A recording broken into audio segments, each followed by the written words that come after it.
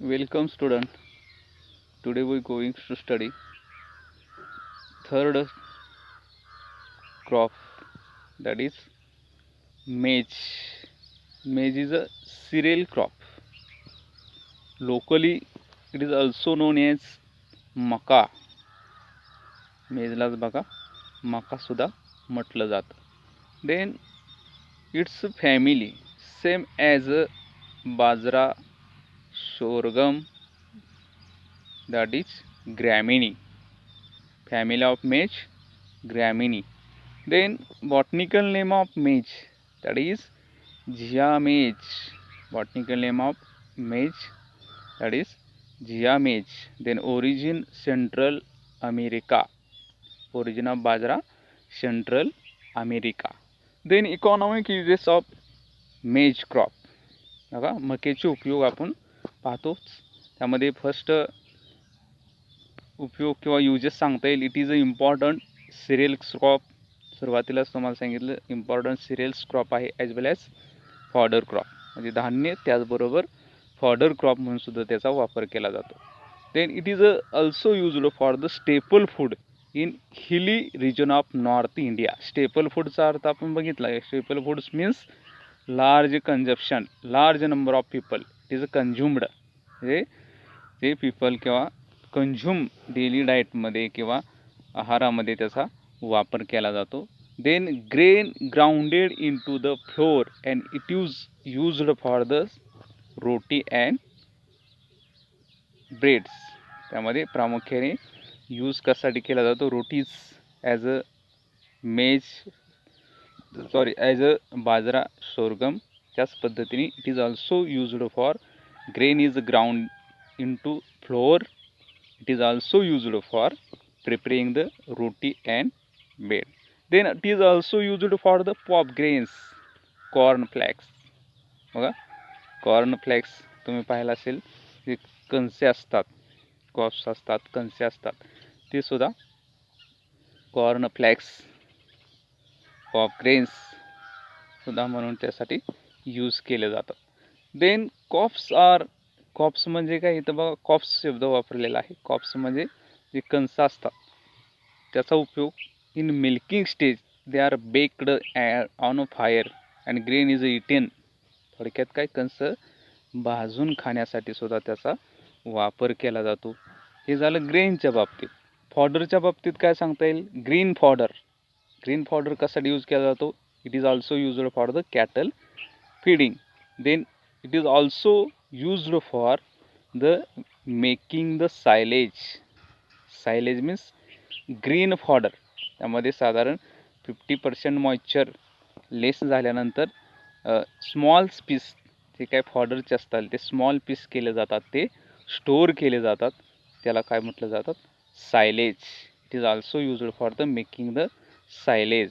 Then grains are also used for making the poultry feeding, horses, sheep and cattle feeding. बघा जे grains असतात ते ग्रेन्सचा वापर फिडिंगसाठीच केला जातो, परंतु काय पोल्ट्री असेल, सीप अँड गोट असेल, हॉर्स असेल, यासाठी सुद्धा त्याचा वापर केला जातो. Then it is also used for manufacturing of different industries product, different industrial product, that is starch, glucose, syrup, then corn oil, alcohol. बघा इंडस्ट्रियल प्रॉडक्ट कोणते बनवले जातात? त्यामध्ये स्टार्च असेल, ग्लुकोज असेल, सिरप असेल, कॉर्न ऑइल असेल, अल्कोहोल असेल, यासारखे त्या ठिकाणी इंडस्ट्रियल प्रॉडक्ट मॅन्युफॅक्चरिंग केले जातात. देन मेज कंटेन न्यूट्रिटिव्ह व्हॅल्यू. बघा त्यामध्ये it content 70% carbohydrate, 10% protein and 4% oil. बघा न्यूट्रिटिव्ह व्हॅल्यूच्या बाबतीत आपल्याला मेज grain content 70% carbohydrate, 10% protein and 4% oil. Then it is also good source of vitamin A and E. Vitamin A आणि E हे सुद्धा त्यामध्ये भरपूर प्रमाणात आढळतात. असे थोडक्यात आपल्याला कमीत कमी 4-5 तरी युजेस सांगता आले पाहिजेत. हे मेजचे फॉडर पर्पज, पॉपग्रेन पर्पज, रोटी मेकिंगसाठी, सायलेज मेकिंगसाठी, त्याचबरोबर कार्बोहायड्रेट, प्रोटीन, विटॅमिन, 70, 10 आणि 4 रिस्पेक्टिव्हली आपल्याला पर्सेंटमध्ये मिळू शकतात ऑइल. देन विटॅमिन ए असे 4-5 तरी उपयोग आपल्याला युजेस सांगता आले पाहिजे. Then next ecology. इकॉलॉजीमध्ये काय पाहतो आपण, त्यामध्ये climate and soil. Firstly climate. Maize crop is adaptable crops. बघा, it is also grown in tropical, sub tropical and temperate. म्हणजे तिन्ही सीझनमध्ये किंवा रिजनमध्ये सुद्धा crops cultivation. Maize is also grown in 3 agricultural seasons, that is kharif, rabi and summer. तिन्ही सीझनमध्ये crops cultivation केले जातात. It is grown in tropical as well as temperate climatic condition. It can be grown throughout the year. म्हणजे throughout the इयरमध्ये त्या ठिकाणी तिन्ही सीझनमध्ये क्रॉप्स कल्टिवेशन केले जातात.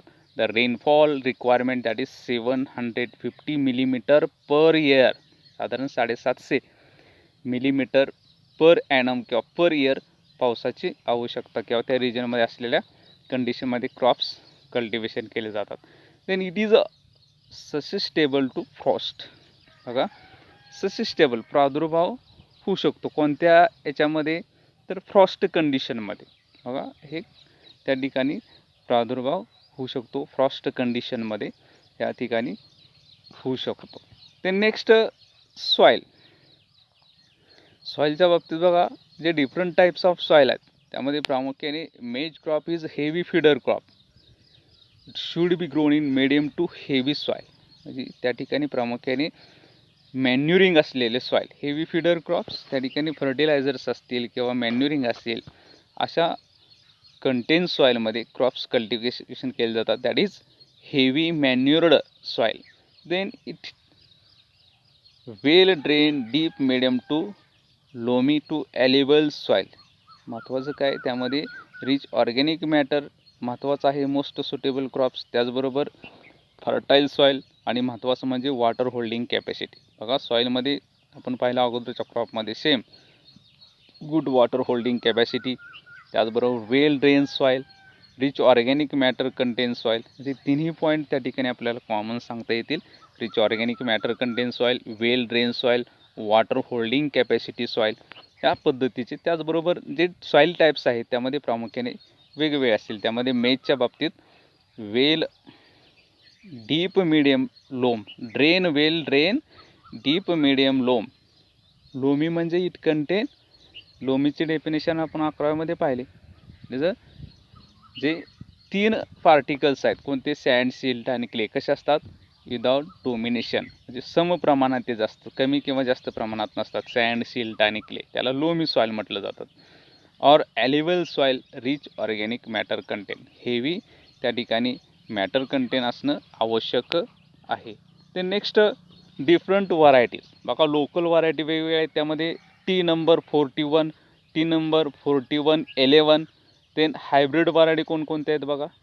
Hybrid variety introduced hybrid variety, त्याचे Dixie 11, Dixie 22, Dixie 33 and NS 27, DS 13.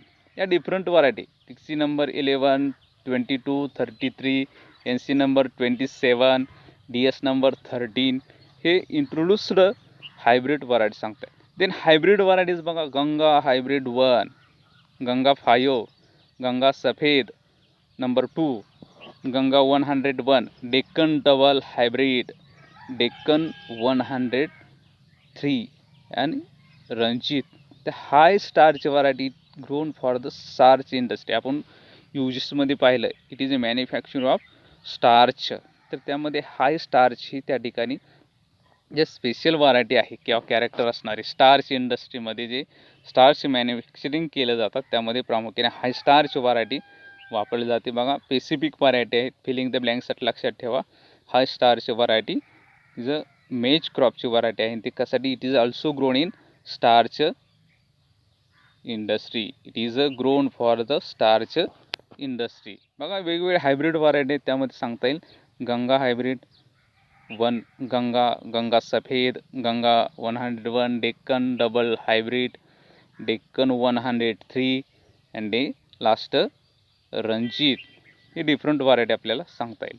They next composite variety. Composite means संयुक्त.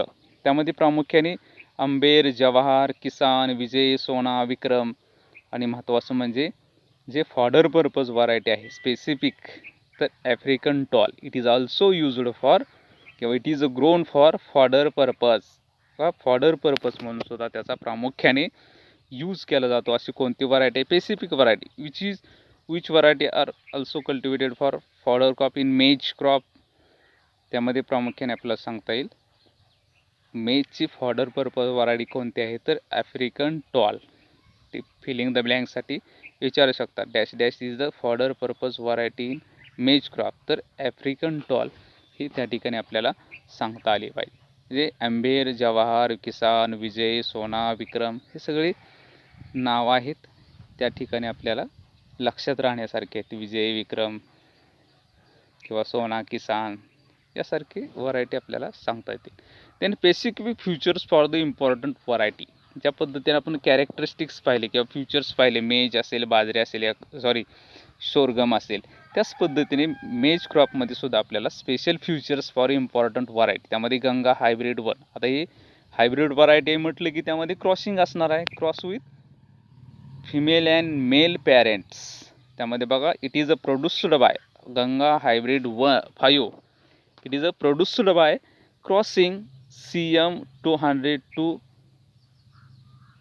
Cross with CM 111 cross with CM 500. या ठिकाणी जे क्रॉसिंग आहे मेल अँड फिमेल पॅरेंट्सचं त्या ठिकाणी सांगता येईल. तर मॅच्युरिटीच्या बाबतीत इट इज ऑल्सो ग्रोन किंवा matured in 90 to 95 days after sowing. साधारण सोईंगपासून 90 ते 95 दिवसामध्ये व्हरायटी डेव्हलप किंवा मॅच्युअर झालेली आपल्याला आढळते. देन ग्रेनच्या बाबतीत काय सांगता येईल? Characters it is a bold and yellow coloured. जे बोल्ड साईज टफोरे, त्याचबरोबर येलो कलर्ड त्या ठिकाणी ग्रेन्स आपल्याला आढळतात. It can be grown throughout there म्हणजे 3 different season, that is kharif, rabi and summer. Then रेजिस्टन्सच्या बाबतीत बघा it is a resist to जे डिफरंट पेस्ट आहेत. त्यामध्ये प्रामुख्याने स्टेम बोरर, रस्ट डिसीज असेल, गोसावी डिसीज असेल, हे डिफरंट डिसीज आणि पेस्टच्या बाबतीत रोगप्रतिकारक शक्ती त्या व्हरायटीमध्ये आपल्याला आढळते. ते कोणती? Ganga hybrid 5. Then last average yield of this variety that is 48 to 53 quintal per hectare. बघा गंगा हायब्रिडचे जे यील्ड आहे ते आपल्याला प्रामुख्याने 48 to 53 क्विंटल पर हेक्टर या पद्धतीने आपल्याला यील्ड मिळू शकतो. Then second variety Ganga Safed two. Same crossing between CM 400 by CM 300 cross with CM 600. ते same maturity 85 to 100 days after sowing. त्याचबरोबर ग्रेनच्या बाबतीत व्हाईटिश कलरचे ग्रेन आढळतात.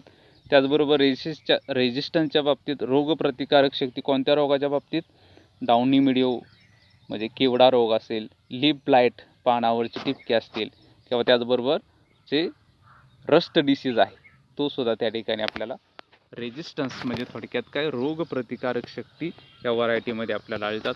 यील्डसुद्धा त्या ठिकाणी आपल्याला सेम सांगता येईल 48 to 52 क्विंटल पर हेक्टर जे ॲव्हरेज यील्ड आहे ते ॲव्हरेज यील्ड त्या व्हरायटीज सांगता येईल. देन डिफरन्स बिटवीन हायब्रिड मेज अँड कंपोजिट. हायब्रिड म्हणजे काय? संकरित. कंपोजिट म्हणजे संयुक्त. आता यामध्ये आपण पाहतो जे मेज कल्टिवेशन करत असताना जे सीड्स असतील ते सीड्स कशा पद्धतीने वापरले जातात? पूर्वी बघा शेतकरी काय करायचे, जे काय स्पेसिफिक कणस असतील ते कणस काय करायचे घरामध्ये टांगून ठेवायचे, म्हणजे ते वाळल्यानंतर नेक्स्ट सीझनला त्या ठिकाणी सोईंग करता येत होते. मग ते कोणते झाले? कंपोजिट मेज. बघा कंपोजिट मेजमध्ये सुद्धा या पद्धतीने काय करतात, जे प्रिव्हियसली एअरचे जे सीड्स असतात ते सीड्स त्या ठिकाणी सोन करण्यासाठी यूज केले जातात. परंतु हायब्रिडच्या बाबतीत तसं नाही. हायब्रिडच्या बाबतीत न्यू सीड्स त्या ठिकाणी काय केले जातात? कल्टिवेशनसाठी, ग्रोईंगसाठी, सोईंगसाठी वापरले जातात. बघा डिफरन्स आपण बघा. हायब्रिड मीन्स संकरित मेज आणि कंपोजिट मीन्स संयुक्त मेज या ठिकाणी आपल्याला आपण व्हरायटीसुद्धा त्याच्या डिफरंट पाहिलेल्या आहेत. त्याचबरोबर आता डिफरन्स पाहूया आपण. It is a produced in case of मेज crop, it is a produced bye 2 to 3 way crossing which is need for the technical knowledge. बघा जे हायब्रिड व्हरायटी आहेत ते हायब्रिड व्हरायटी इंट्रोड्यूस करत असताना किंवा इव्हॅल्युएट करत असताना त्या ठिकाणी 1 ते 2 क्रॉसिंग आपण गंगा सफेद हायब्रिडमध्ये पाहिले. क्रॉसिंग जे काही CM 200, 300, 600 असेल, 500 असेल नंबर्स, त्या पद्धतीने त्या ठिकाणी हे जे क्रॉसिंग आहे ते क्रॉसिंग 2 to 3 वे क्रॉसिंग, आणि महत्त्वाचं म्हणजे काय, टेक्निकल नॉलेज त्या ठिकाणी असणं आवश्यक आहे. परंतु कॉम्पोजिटच्या बाबतीत काय सांगता येईल, it is synthetic variety fix hybrid prepared by mixing the seeds for the different variety. जे काय हायब्रिड व्हरायटी असतील त्यामध्ये डिफरंट व्हरायटीचे सीड्स काय केले जातात, त्यामध्ये मिक्सिंग करून सोन केले जातात. किंवा सिंथेटिक किंवा फिक्स्ड हायब्रिड त्या ठिकाणी प्रिपेअर्ड केले जातं. कशा पद्धतीने, by mixing seed of different variety. Composite संयुक्त त्या ठिकाणी 1 किंवा 2 व्हरायटी, 2 किंवा त्या ठिकाणी 2 पेक्षा जास्त व्हरायटी मिक्स करून त्या ठिकाणी सीड सोन केले जातात. Then it seed can be only used for the only once time. म्हणजे new seeds as a produced for every year. प्रत्येक वर्षी त्या ठिकाणी नवीन सीडची सोन करणं आवश्यक आहे. परंतु कॉम्पोजिटच्या बाबतीत काय, प्रिव्हियसली इयरचे जे क्रॉप असेल, grains of previous crop can be used for the seed purpose. जे प्रिव्हियस क्रॉप आहे, अगोदरच्या सीझनमध्ये सोन केलं आहे, ते सीड्स त्या ठिकाणी सोन करण्यासाठी वापरले जातात. देन कॉस्टच्या बाबतीत सांगता येईल, seed is more. Hybrid seed आपण पाहतो पर किलो किंवा 3 किलोची बॅग असेल किंवा 2 किलो 1 किलो या पद्धतीचे बॅगची जी कॉस्ट आहे ती कॉस्ट त्या ठिकाणी आपल्याला मोर कॉस्ट आढळते. किंवा त्याचबरोबर cost of seed in case of composite is less as compare to hybrid seed. Then maturity period of hybrid maize that is early than composite. बघा ज्या संकरित व्हरायटी आहेत ते शॉर्ट ड्युरेशन व्हरायटी असतात. कोणत्याही क्रॉपचे असेल, जे संकरित किंवा हायब्रिड व्हरायटी आहे ते शॉर्ट ड्युरेशन म्हणजे साधारण जे 2 किंवा त्याचबरोबर त्या ठिकाणी 3 ते 4 महिन्यामध्ये, 2.5 महिन्यामध्ये काय काय व्हरायटी मॅच्युअर झालेल्या आपल्याला आढळतात.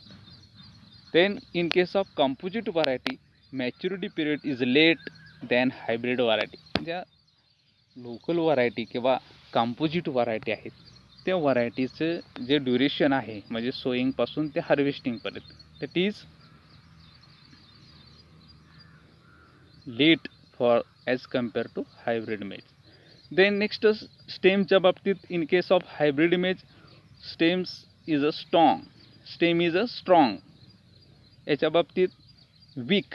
जे कंपोजिट व्हरायटीचं स्टेम म्हणजे काय, स्टेम आपण पाहिलं जे पार्ट ऑफ लिव्ज आहेत, प्लांट आहेत, त्यामध्ये रूट्स असेल, स्टेम असेल, लिव्ज असतील, एरट्स असतील, जे त्या ठिकाणी आपल्याला स्टेमचा जे गुणधर्म किंवा डिफरन्स सांगता येईल. हायब्रिडच्यामध्ये जे स्टेम आढळतात ते कसे आढळतात, स्ट्रॉंग. त्याचबरोबर कंपोजिटमध्ये स्टेम कसे आढळतात, वीक. या पद्धतीने सांगता येईल. Then cannot tolerate for the drought, tolerate for the tolerant to the drought. बघा कॅनॉट टॉलरेट. ड्रॉट म्हणजे काय, दुष्काळ, कमी पाण्यामध्ये, किंवा it can be cultivate for the low rainfall region. त्यामध्ये जे हायब्रिड व्हरायटी आहेत त्याला वॉटर ॲप्लिकेशन्स करणं आवश्यक आहे. जी कंपोजिट व्हरायटी आहे ती कमी पाण्यामध्ये सुद्धा कल्टिवेशन करता येतात. Tolerant to drought, cannot tolerate to tolerate म्हणता येईल किंवा टॉलरेंट म्हणता येईल. त्यामध्ये ड्रॉट कंडिशन इमेज क्रॉपमध्ये आपल्याला हायब्रिडच्या बाबतीत सांगता येईल. त्यानंतर रेजिस्टन्सच्या बाबतीत, डिसीजच्या बाबतीत आपण कॅरेक्टर्स पाहिले. जे डिफरंट डिसीज आहेत, गंगा सफेद हायब्रिड व्हरायटी असेल तर त्यामध्ये आपल्याला जे less degree of resistance to disease आणि high degree of resistance to disease, ज्या डिसीज रेजिस्टन्स व्हरायटी हायब्रिडमध्ये आढळतात, कंपोजिटमध्ये हे त्या ठिकाणी डिसीज जे आहेत किंवा रेजिस्टन्स पॉवर आहे ते रेजिस्टन्स पॉवर आपल्याला कमी जास्त प्रमाणात आढळते. देन लास्ट बघा, इट कॅन बी फर्टिलायझरच्या बाबतीत सांगता येईल. It can be less produce and fertiliser response. हे त्या ठिकाणी प्रोडक्टिव्ह किंवा त्याचबरोबर प्रोडक्टिव्ह असेल, ते प्रोडक्शनच्या बाबतीत किंवा प्रोडक्टिव्ह असेल, त्यामध्ये सांगता येईल जे मेज क्रॉप आहे ते हेवी फीडर क्रॉप. आपण सुरुवातीला पाहिलं जे सॉईलमध्ये it is a very feeder crop. त्यामध्ये जे एवढं फर्टिलायझर ॲप्लिकेशन करता येईल तेवढं ते क्रॉप रिस्पॉन्स देत असेल, ग्रोथ असेल, डेव्हलपमेंट असेल, यील्डच्या बाबतीत असेल, ते त्या ठिकाणी आपल्याला सांगता येईल. It is a more productive and fertiliser response less than hybrid maize. बघा फर्टिलायझरच्या बाबतीत जो फर्टिलायझर डोस आहे तो हायब्रिड क्रॉपचा जास्त असतो as compare to composite crop. तर त्यामध्ये प्रामुख्याने आपल्याला जे फर्टिलायझर डोस आहेत ते फर्टिलायझर डोस ॲप्लाइड करत असताना जे हायब्रिड मेज आहे ते हेवी फीडर क्रॉप किंवा त्याचबरोबर फर्टिलायझर रिस्पॉन्स आहे तो रिस्पॉन्स त्या ठिकाणी जास्त प्रमाणात मिळू शकतो. त्यानंतर डिफरंट व्हरायटीज दिलेत. हायब्रिड व्हरायटी आपण पाहिलेत, गंगा 1, गंगा 5, गंगा 101, रणजित किंवा कंपोजिट व्हरायटी सांगता येईल, ज्या व्हरायटी सोना असेल, किसान असेल, जवाहर असेल, अंबेर असेल, विजय असेल, ह्या डिफरंट व्हरायटी आपल्याला त्या ठिकाणी सांगता येईल. The next cultural method. बघा कल्चरल मेथडमध्ये काय सांगता येईल आपल्याला, जे different preparations of land, pretillage operations आपण पाहतो प्रत्येक क्रॉपमध्ये प्रीटिलेज ऑपरेशन करणं आवश्यक आहे. त्यामध्ये कोणतं ऑपरेशन केलं जातं, प्लाविंग, हॅरेविंग, क्लॉड क्रशिंग आणि महत्त्वाचं म्हणजे manure mixing, that is mix the FOM to the last pretillage operation. बघा firstly ploughing and broad to make the fine seed bed, म्हणजे थोडक्यात फाईन टिल्थ त्या ठिकाणी बनवणं आवश्यक आहे. त्यासाठी 2 to 3 हॅरेविंग ऑपरेशन, प्लाउड केल्यानंतर हॅरेविंग, त्याचबरोबर जे क्लीन कल्टिवेशन करण्यासाठी the seed bed should be free from weed and stubbles. Weed म्हणजे तण, अनवॉन्टेड प्लांट, स्ट्रबल्स म्हणजे प्रिव्हियसली हार्वेस्टेड क्रॉपचे जे अवशेष असतील ते अवशेष त्यामधून रिमूव्ह करणं आवश्यक आहे. The next operations FOM added through the last pre-tillage operation, that is harrowing. Finally harrowingच्या वेळेस FOM मिक्स केले जातात. Then planking is done making the compact seed bed. जे सारा यंत्र असेल किंवा प्लँकिंग असेल याच्या साहाय्याने सीड बेड त्या ठिकाणी बनवले जातात. देन सोईंग टाईमच्या बाबतीत काय सांगता येईल, जनरली महाराष्ट्रामध्ये सुरुवातीलाच पाहिलं थ्रूआउट द सीझनमध्ये कल्टिवेशन केले जातात किंवा थ्रूआउट द एअरमध्ये.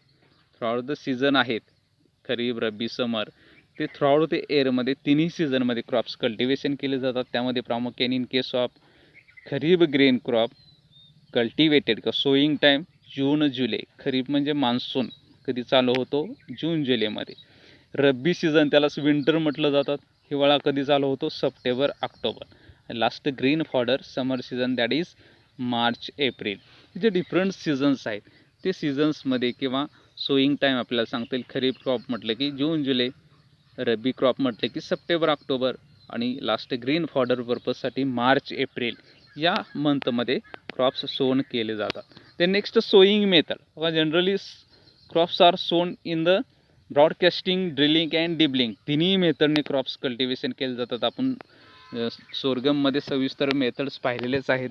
ड्रिलिंग म्हटलं की कशाचा उपयोग करून सीड सोन केले जातात, with the help of seed drill. त्यामध्ये 2 टाईने असेल किंवा 4 असेल, टिफन असेल, दुफन असेल, चोपण असेल, याच्या साहाय्याने सीड्स काय केले जातात, ड्रिलिंग केले जातात. Then cover the soil with the help of प्लँकरच्या साहाय्याने. डिबलिंगच्या बाबतीत कसे केले जातात, seeds are land is marked with the help of marker, म्हणजे त्या ठिकाणी खुरपी असेल किंवा मार्कर असेल त्याच्या साहाय्याने काय केले जातात, लँड 2 डायरेक्शनने मार्क केली जाते आणि टोचणी, थोडक्यात त्या सीडची टोचणी केली जाते आणि सॉईल कवर केली जाते. यातील डिस्टन्स सेम असतं, plant to plant and row to row distance त्या ठिकाणी मेंटेन केलं जातं.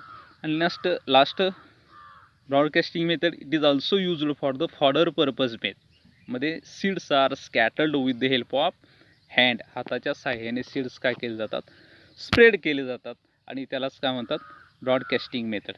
It is a not uniform germination. त्या ठिकाणी ब्रॉडकास्टिंग मेथडमध्ये जे सीड्स असतात ते युनिफॉर्मली जर्मिनेट होऊ शकत किंवा युनिफॉर्मली ग्रोथ त्याची होऊ शकत नाही as compare to other sowing method, that is drilling and dibbling. Then seed रेटच्या बाबतीत काय सांगता येईल, फॉर ग्रेन पर्पज आणि फॉडर पर्पज. आता ग्रेन पर्पज सोन करण्यासाठी 15 to 20 किलो पर हेक्टर, साधारण 15 ते 20 किलो पर हेक्टर. हेक्टर म्हणजे काय, 2.5 एकर अडीच एकरासाठी साधारण 15 ते 20 जे रिकमेंडेड सीड रेट आहे तो किती सांगितलेला आहे 15 ते 20 kilo per hectare. Then fodder purpose जास्त असणार. It is used for fodder purpose. त्यामध्ये प्रामुख्याने 40 to 45 किलो पर हेक्टर साधारण 40 ते 45 किलो पर हेक्टर हा seed rate required seed rate for the fodder purpose मेजमध्ये ज्या दोन पद्धतीने प्लांटेशन केलं जातात किंवा सोन केलं जातं त्यामध्ये फर्स्ट फॉर ग्रेन पर्पज धान्य म्हणून त्या ठिकाणी उत्पन्न यील्ड घेतलं जातं आणि दुसरं म्हणजे fodder purpose. The next spacing means the distance between row to row and plant to plant. It is depending upon soil fertility. बघा जे स्पेसिंग आहे मेजमध्ये त्या सॉईलच्या सुपीकतेनुसार त्या ठिकाणी दिलेले आहेत. त्यामध्ये in case of heavy soil, in case of medium soil and last fodder crop. आता मीडियम आणि हेवी सॉईलमध्ये row to row distance that is 60 centimetre. Then plant to plant distance 30 centimetre. That is spacing म्हणलं काय सांगता येईल 60 by 30 centimetre. Row to row 60 centimetre, plant to plant 30 centimetre. या पद्धतीने heavy सॉईलमध्ये crops cultivation करत असताना 60 by 30 centimetre. Then medium soil 75 by 45 centimetre, 75 by 45 centimetre या पद्धतीने हे प्लांटेशन करणं किंवा सोईंग करणं आवश्यक आहे. आणि last for the fodder purpose 30 by 10 centimetre, 30 by 10 centimetre या पद्धतीने काय केले जातात हे क्रॉप्स कल्टिवेशन केले जातात. ते नेक्स्ट इंटर कल्टिवेशन. आता इंटर कल्टिवेशनमध्ये काय पाहिलं जातात ते इंटरकल्चर ऑपरेशन्स मोस्टली कोणतं for management of weed control करण्यासाठी. त्यामध्ये प्रामुख्याने विडिंग ऑपरेशन हे इंटरकल्चर ऑपरेशन प्रामुख्याने केले जातात.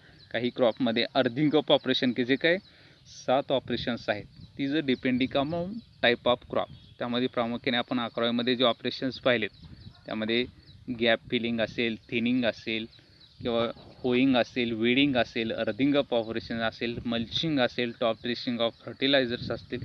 हे जे डिफरंट इंटरकल्चर ऑपरेशन्स आहेत म्हणजे इंटरकल्चर ऑपरेशन कधी केले जातात in between crop row, standing crop in between crop row.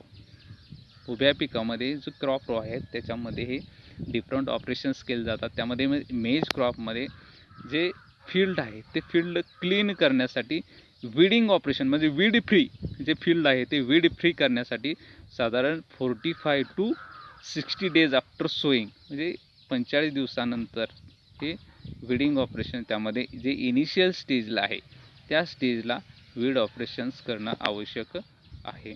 Then हे वीड कशा पद्धतीने रिमूव्ह करता येईल हँड विडिंग, खुरपीच्या hand removal of weed with the help of खुरपी. आणि दुसरं म्हणजे with the help of hoes जे कोळपा असेल त्या कोळपेच्या साहाय्याने सुद्धा हे होईंग ऑपरेशन्स त्या ठिकाणी करणं आवश्यक आहे. When crop 8 to 10 week old, ते साधारण 8 to 10 वीक ओल्ड असेल अशा स्टेजला हे विडिंग ऑपरेशन त्यामध्ये होईंग ऑपरेशन्स केले जातात. त्यानंतर दुसरे एक ऑपरेशन केलं जातं light earthing up. Earthing up म्हणजे काय make a support of soil. जे बेसल पोर्शन आहे त्या बेसल पोर्शनला सॉईलचा सपोर्ट दिला जातो त्याला अर्थिंग अप बांधणी. थोडक्यात अर्थिंग अप ऑपरेशन केलं जातं. बघा शुगर केनमध्ये अर्थिंग अप ऑपरेशन केलं जातात म्हणजे काय केलं जातात जे बेसल पोर्शन ऑफ क्रॉप आहे त्याला सॉईलचा सपोर्ट दिला जातो. त्यामध्ये जे किंवा त्याचबरोबर जे सॉईल आहे ते सॉईलला जे क्रॉपचे स्टेम असेल त्या स्टेमला किंवा बेसल पोर्शनला सॉईलचा सपोर्ट दिला जातो. देन नेक्स्ट वीड कंट्रोल करण्यासाठी दुसरे एक मेथड आहे ते म्हणजे कोणते तर केमिकल वीड कंट्रोल. जे विडीसाईड आहेत किंवा त्यालाच हार्बिसाईडसुद्धा म्हणता येईल किंवा विडीसाईडसुद्धा म्हणता येईल. त्यामध्ये प्रामुख्याने ॲट्रायझिन, सिमॅझिन जे सिलेक्टिव्ह हार्बिसाईड आहेत ते सिलेक्टिव्ह हार्बिसाईडमध्ये प्रामुख्याने सिमॅझिन्स असेल at the rate of 2.5 kilo per hectare किंवा 2,4-D at the rate of 1.25 kilo per hectare किंवा ॲट्रायझिन, सिमॅझिन यासारखे केमिकल किंवा विडीसाईड्स त्या ठिकाणी स्प्रेइंग करणं आवश्यक आहे फॉर कंट्रोलिंग वीड कंट्रोल करण्यासाठी. त्यामध्ये प्रामुख्याने हे जे क्रॉप्स किंवा वीड कंट्रोल करण्यासाठी क्रॉप विथ स्प्रे कोणतं ॲट्रॅजिन, सेमॅजिन, 2,4-D यासारखे केमिकल्स विडीसाइड स्प्रेइंग करणं आवश्यक आहे. तर next rotation and mix cropping. आता क्रॉप रोटेट करत असताना रोटेशनची डेफिनेशन आपण पाहिली लास्ट लेक्चरला. Growing up 2 or more crops in a succession means one after another. म्हणजे क्रॉप्स कल्टिवेशन करत असताना कशा पद्धतीने केले जातात, वन आफ्टर अनादर म्हणजे वारंवार एकाच फील्डमध्ये एकच क्रॉप न घेता वेगवेगळी पिके घेणे, त्याला क्रॉप रोटेशन, पिकाची फेरपालट करणे. त्यामध्ये प्रामुख्याने मेज इज रोटेटेड विथ द वीट असेल, कॉटन असेल, शुगर केन असेल किंवा ग्राम असेल, लेंटिल असेल, हिली रिजनमध्ये पोटॅटो असेल, रोटेट केले जातात. किंवा mostly it is also grown in sole cropping. Sole म्हणजे सिंगल किंवा प्युअर म्हणजे सिंगल क्रॉप, एक ओनली वन मेज त्या ठिकाणी कल्टिवेशन केले जातात. मिक्स क्रॉपिंगच्या बाबतीत मिक्स क्रॉपिंग म्हणजे काय, तर जे वेगवेगळे सीड्स त्यामध्ये मिक्स केले जातात, म्हणजे ज्वारी असेल, बाजरी असेल, मेज असेल यासारखे सीड्स किंवा उडीद असेल यासारखे सीड्स काय केले जातात, मिक्स केले जातात मेजबरोबर आणि सोन केले जातात. परंतु काही स्टेजेसला it is also grown in sole cropping किंवा प्युअर क्रॉपिंग.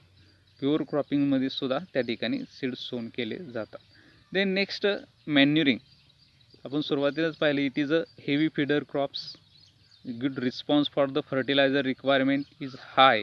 यामध्ये 15 टन किंवा 12 to 15 tonne FIM added at a last pretillage operation. म्हणजे त्या ठिकाणी 12 ते 15 tonne FIM last pretillage ऑपरेशन्सला applied करणं आवश्यक आहे. देन फर्टिलायझरच्या बाबतीत फॉर लोकल व्हरायटी, ज्या लोकल व्हरायटी आहेत त्यासाठी 30 kilo nitrogen per hectare applied करणं आवश्यक आहे.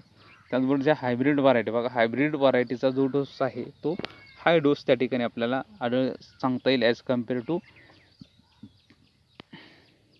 कंपोजिट आणि local variety.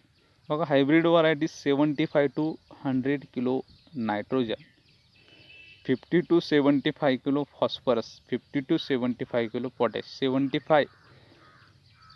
50 to 75 kilo nitrogen and potassium, 75 to 100 kilo nitrogen.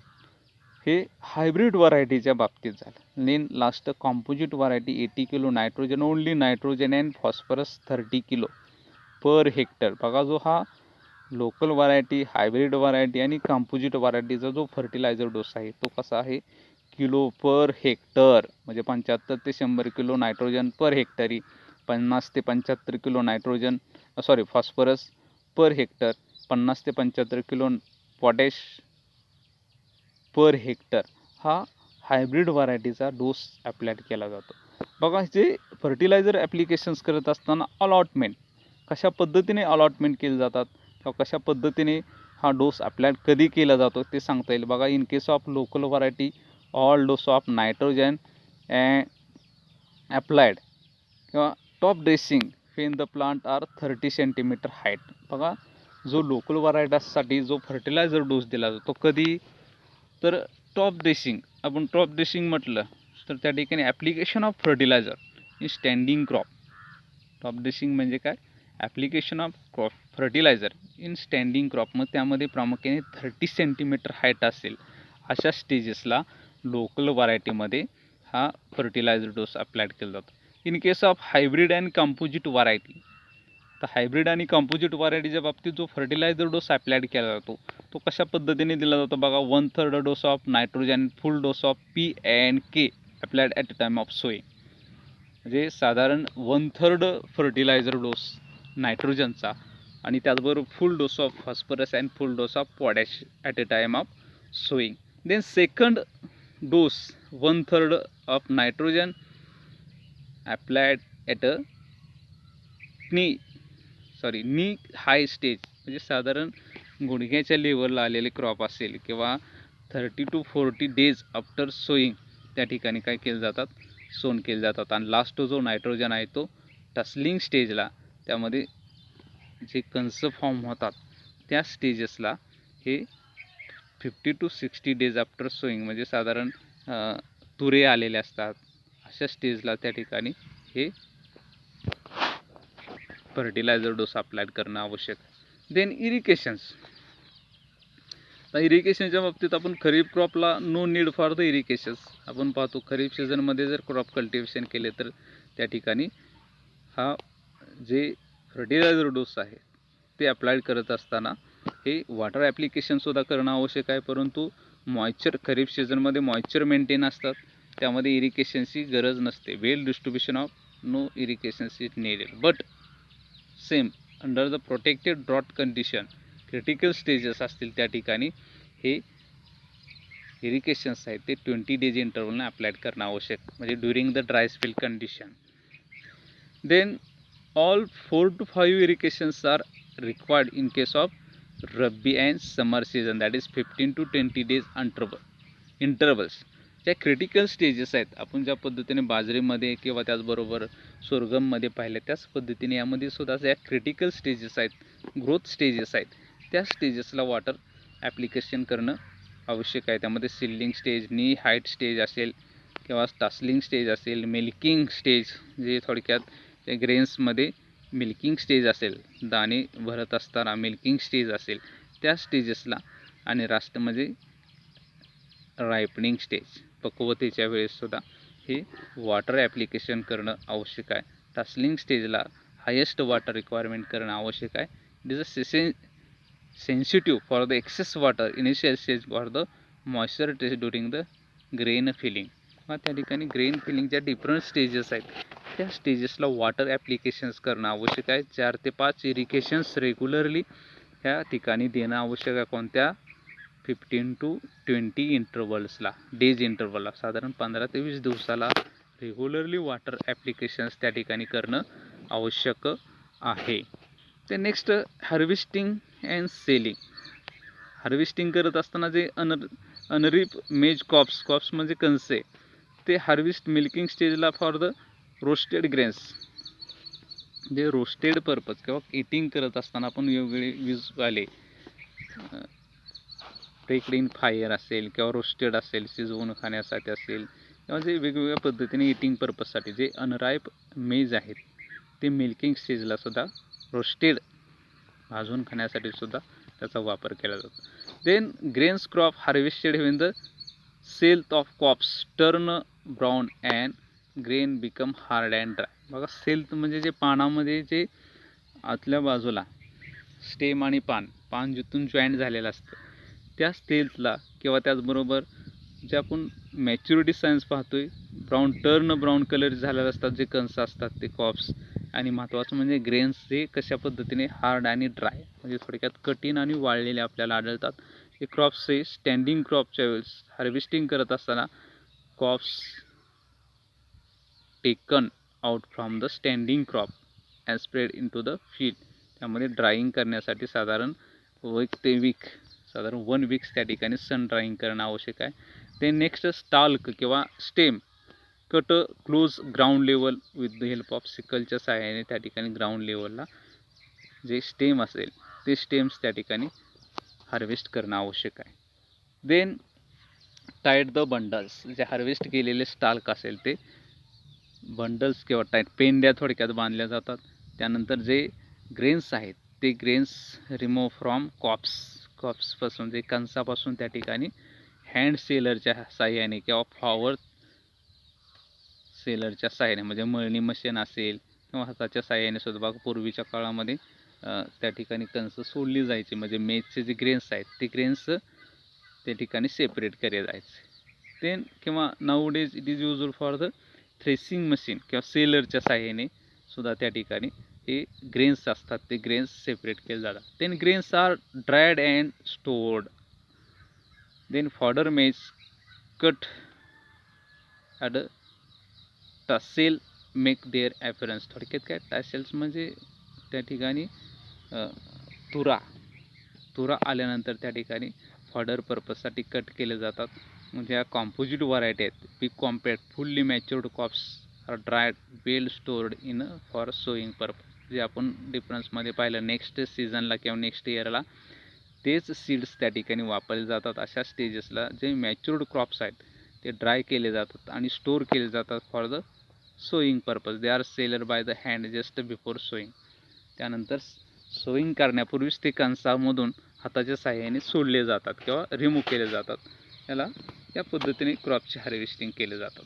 Then average yield of crops that is depending upon season, soil आणि त्याचबरोबर rainfall area. बघा रेनफीड local व्हरायटीमध्ये आपल्याला 6.5 ते 15 क्विंटल पर yield मिळू शकतं पर हेक्टर. देन इरिकेटेड लोकलसाठी 17 to 18 quintal per hectare. Then hybrid and composite variety 50 to 70 quintal per hectare. आता green फॉडरच्या बाबतीत, रेनफेड आणि इरिकेटेडच्या बाबतीत टन पर हेक्टर 15 ते 20 टन पर हेक्टर, 35 ते 50 टन पर हेक्टर. जे प्रपोर्शन्स आहेत ग्रेन अँड स्टाल्क म्हणजे प्रपोर्शन्स प्रमाण, त्या ठिकाणी ग्रेन हे 1% असेल तर फॉडर त्या ठिकाणी 3.5 किंवा 1:4 या प्रमाणात त्या ठिकाणी ग्रेन अँड फॉडरचं प्रपोर्शन्स आपल्याला त्या ठिकाणी मिळू शकतं. या पद्धतीने जे डिफरंट कल्टिवेशन प्रॅक्टिसेस आहेत ते कल्टिवेशन प्रॅक्टिसेस आपल्याला सांगता येतील.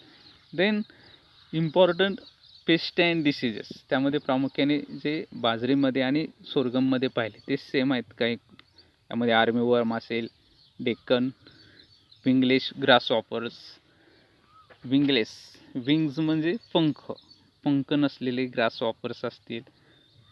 त्याचबरोबर शूट फ्लाय, मिच फ्लाय, ॲफिड्स. आर्मीवर्म बघा काय करते, आपण सेम ज्वारीमध्ये सुद्धा पाहिलं आर्मीवर्म लार्वा स्टेजेसला फीडिंग करतं, परंतु कधी ल्यूज फीडिंग करतं ड्युरिंग नाईट हावर्सला, remaining hidden in the lip day हावर्सला ते काय करतात किंवा दिवसा पानामध्ये किंवा लीफ होरल्समध्ये लपून राहते. ते attack only for the leaf veins, जे काय लीफ वेन्स असतील त्या लीफवर प्रामुख्याने अटॅक करतो. कोणता? आर्मीवर्म.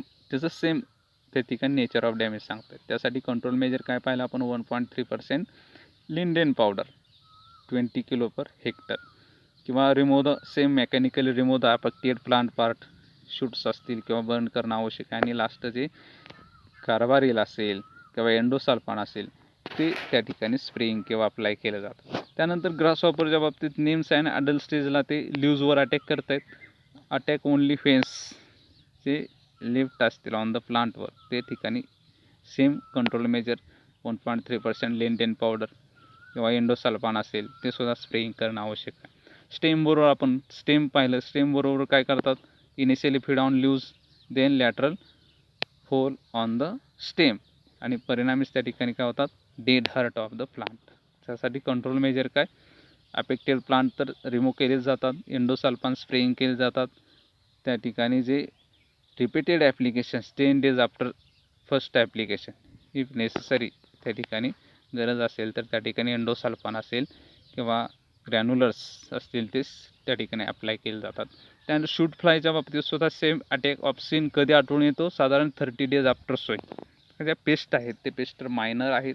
त्या ठिकाणी जे मॅगोट्स असतात ते मॅगोट्स प्लांटला कट करतात आणि ते डेड हर्ट होतं. Apply the 10% thimet at the rate of 15 kilo per hectare. Then important diseases, बघा डिसीज आणि पेस्ट फास्ट घेतो कारण का त्या अगोदर झालेल्या आहेत, सेम आहेत.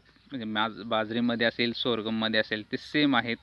स्टेम बोरर असेल, आर्मीवर्म्स असतील ते सेम त्या ठिकाणी पेस्ट आहेत. त्यानंतर डाउनी मिल्ड्यू म्हणजे केवडा रोग.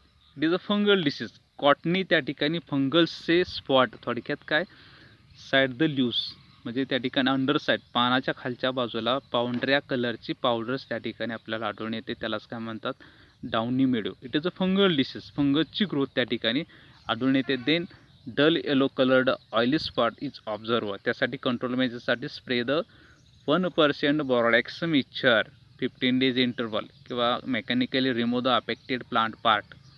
आणि लास्ट महत्त्वाचं म्हणजे grow the resistance variety like Ganga hybrid यासारखी व्हरायटी त्या ठिकाणी 101 सोन करणं आवश्यक आहे.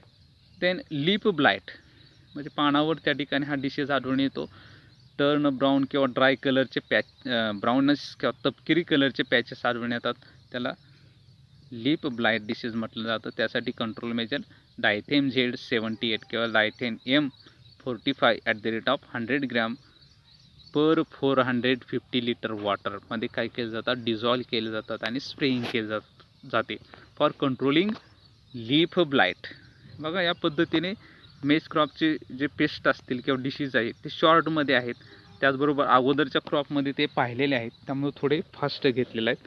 बाकीचे जे कल्टिवेशन प्रॅक्टिसेस त्यामध्ये महत्त्वाचं मेज क्रॉपमध्ये काय महत्त्वाचं आहे बघा, difference between hybrid and composite मेज. शॉर्ट नोटसाठी सुद्धा बऱ्याच वेळा विचारू शकतात. त्याचबरोबर महत्त्वाचं म्हणजे टॉल जे फॉडर पर्पज व्हरायटी आहेत, ॲफ्रिकन टॉल, एक सेंटेन्स लक्षात ठेवा. दुसरं म्हणजे जे स्टार्च व्हरायटीजसाठी यूज केले, हाय स्टार्च इंडस्ट्रीसाठी यूज केले जातात.